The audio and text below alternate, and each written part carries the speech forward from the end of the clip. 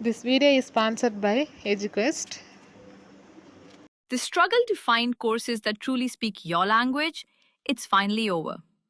Welcome to EduQuest, where learning is made just for you. At EduQuest, we bring you a wide range of online courses, from career building programs to skill boosting masterclasses, all in your regional language. Because we believe language should never be a barrier to success. Our courses are tailor made after understanding what today's learners really need. So why wait? Start learning the smarter, simpler way only with EduQuest. Visit eduquest.courses and explore your next course today. And hey, don't miss out on our exciting offers and promotions. நான் இன்னைக்கு மிளகாய் சட்னி செய்ய போகிறேன். வாங்க எப்படி செய்யலாம்னு சொல்லி பார்க்கலாம். தக்காளி தேவையான அளவு எடுத்திருக்கேன். ஒரு 2 தக்காளி, 2 பெரிய வெங்காயம் அளவு எடுத்திருக்கேன். பச்சையை கட் பண்ணி நம்ம வணக்காமல் மிக்சியில் போட்டு கொஞ்சம் உப்பு, மிளகாத்தூள் காரத்துக்கு தகுந்த மாதிரி சேர்த்திக்கலாம். நான் 1 ஸ்பூன் அளவு சேர்த்திருக்கேன். கொஞ்சம் புளி சேர்த்திக்கலாம்.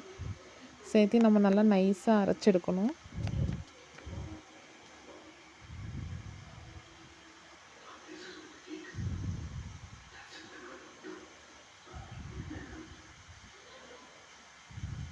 இப்போ பாருங்கள், அரைச்சி எடுத்திருக்கேன்.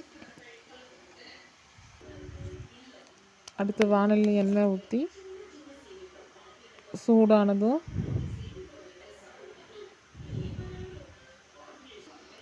கொஞ்சம் கடுகு, கருவேப்பிலை, ஒரு வரமிளகாய் பிச்சு போட்டுப்போம். ஏன்னா அதுலேயே காரம் போட்டதுனால இது ஒரு ஃப்ளேவருக்காக வரமிளகாய் பிச்சு போட்டு வதக்கிட்டு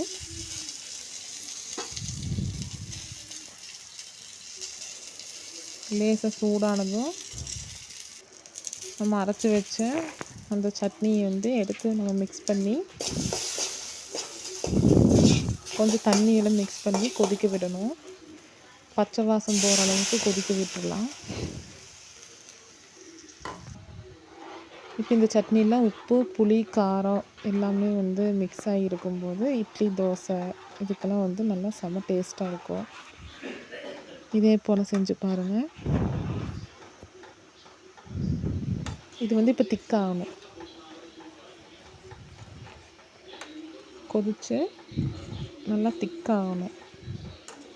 வெயிட் பண்ணுங்கள், பார்ப்போம்.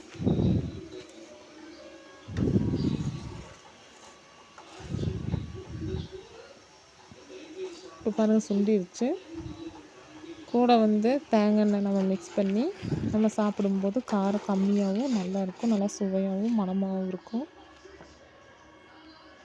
இதே போல் செஞ்சு பாருங்கள் ஃப்ரெண்ட்ஸ். தேங்க்யூ. தேங்க்ஸ் ஃபார் வாட்சிங்.